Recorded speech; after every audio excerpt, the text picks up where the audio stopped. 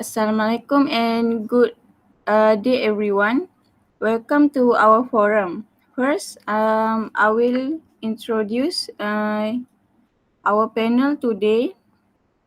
First, Ahmad Hafizuddin bin Muhammad Fazli. Our second panel is Cik Masturah Nabilah binti Muhammad. And our last panel is Zairul Shafriana binti Zalikafli.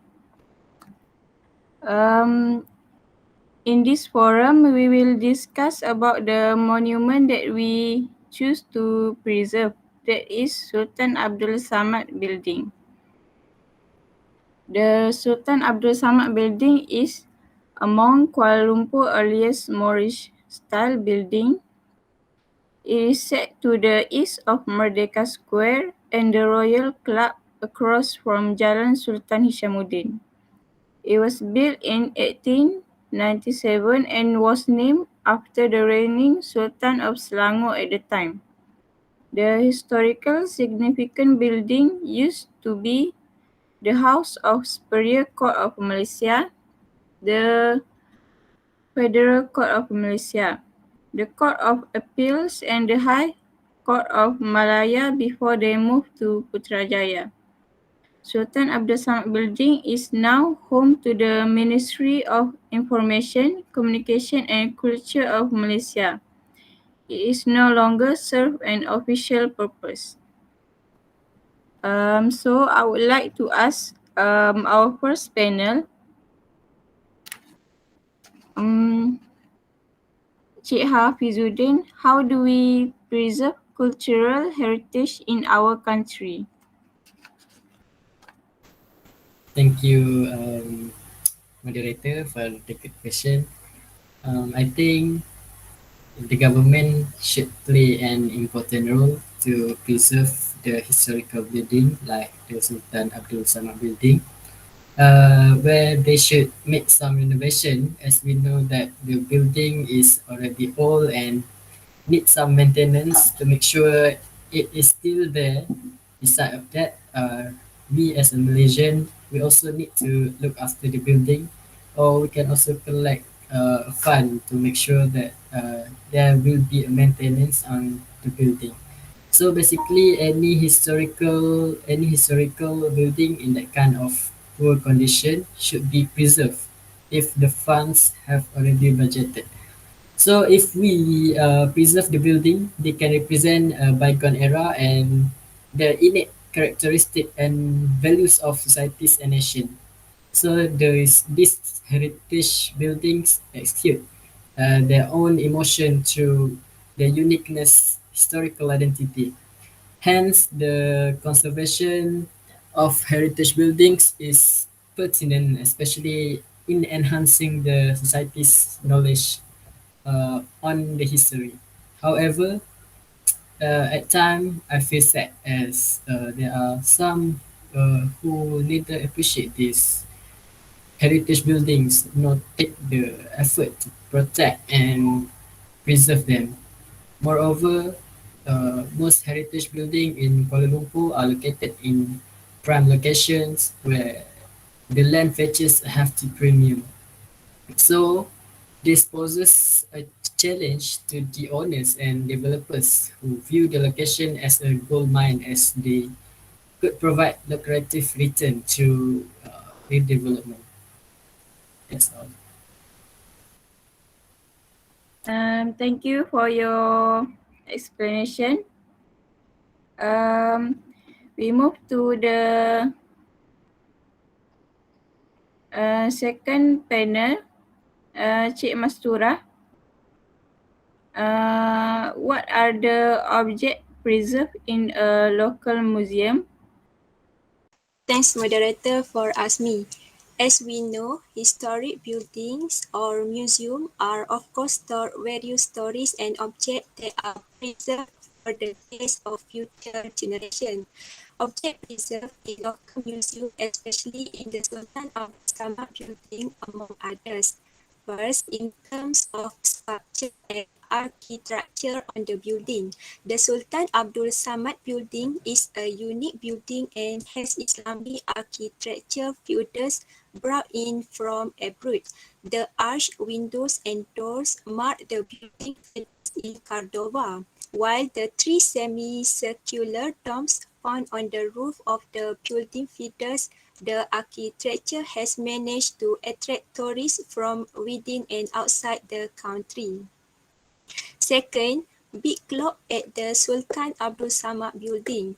This clock, which is known as the Independence Clock, has rung 12 times on 30 August 1957, which marked the independence of our country. The next event, there was a change of local times in the last 50 years. The clock tower is also maintained and repaired from time to time, as it is the standard time throughout Malaysia. The clock tower resembles Big Ben in London. Third, plan design. The design of this building plan is very unique and was the design of and one of the most famous building at the time. It has two floors as high as 57 feet in the shape of a horseshoe, which is an element. The main part of this building is a porch facing the Royal Selangor Club field.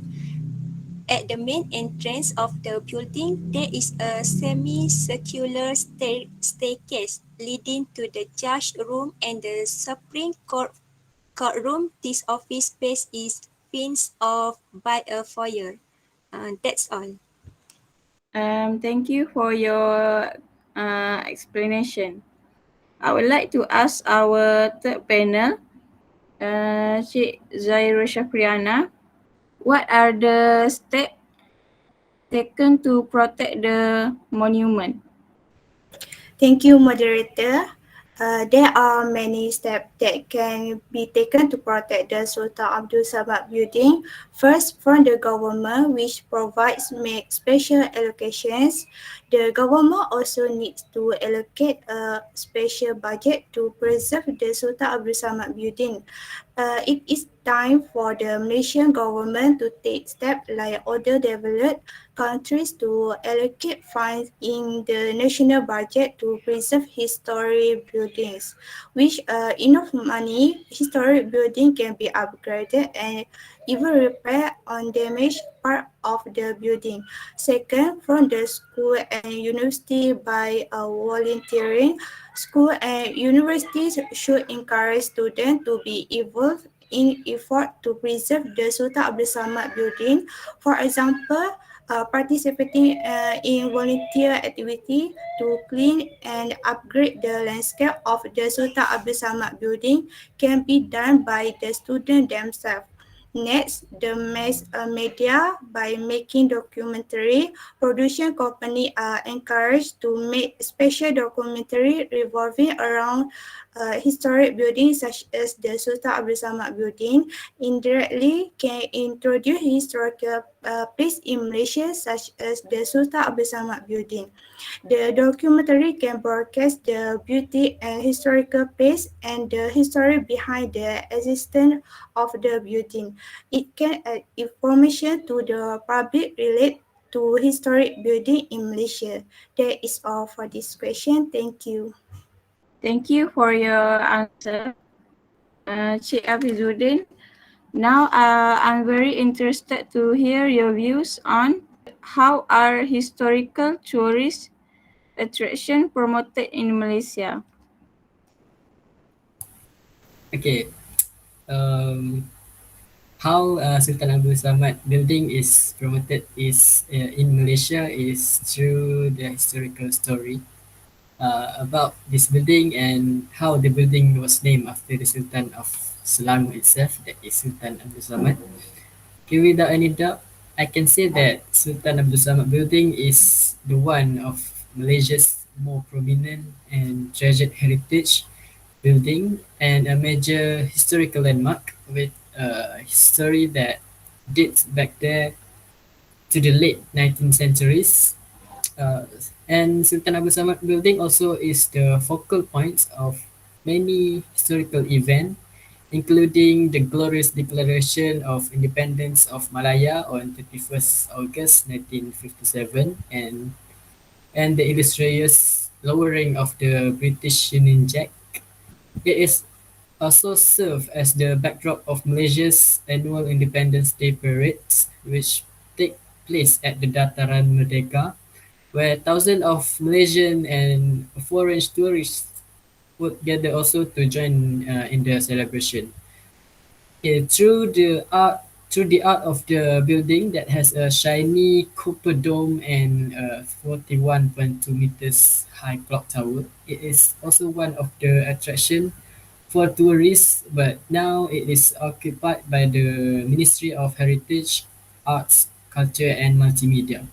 So today the Sultan Abdul Samad building is a popular tourist spot with its unique design that reflect the historical heritage of Malaysia. It is served as the perfect background for the tourist holiday photos. That's all. Thank you for your explanation.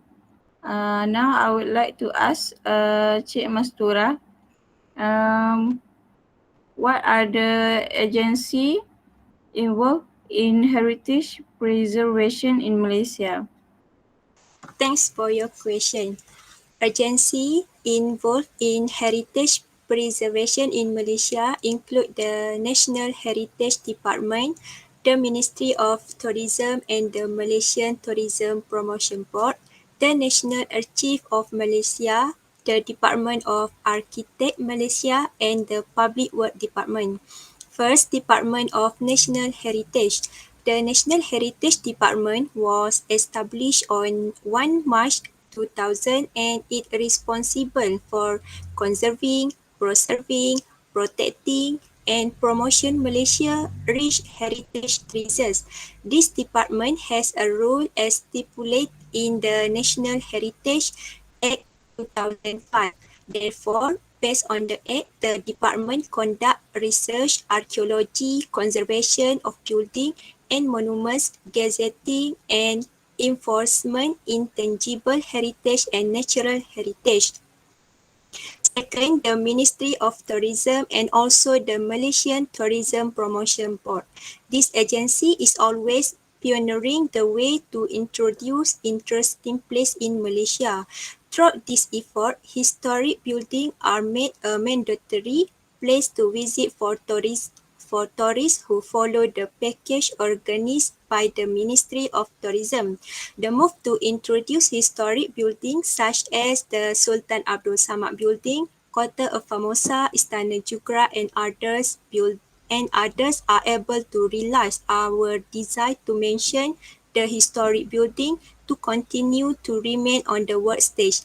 At the same time, the preservation of this historic society that live and thrive in its so unique environment. Last but not least, the National Archive of Malaysia. The task of this agency is to track, collect, store and preserve any record and information that have high national and historical value as a national heritage treasure of Malaysia. It also provides reference and research facilities and well as documentation in order to complete information on the history of the country. Thank you. That's all. Thank you for your information. I would like to ask our last panel, Cik Zairo Shafriana, how do we educate our children on heritage preservation? Okay, thank you, moderator. How do we educate our children on heritage preservation? There are many ways for us to educate our children about heritage preservation. First, as parents, we need to often tell story about the heritage history to children. An easy approach which children is through storytelling.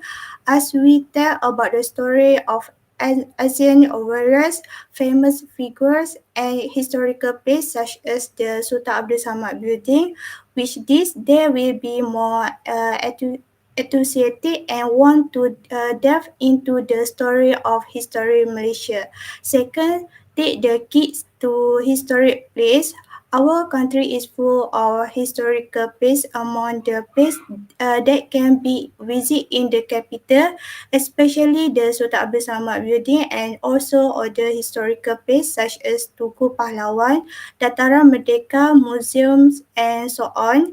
The children must have been very excited to see the magnificent building as well as the clothes and antique.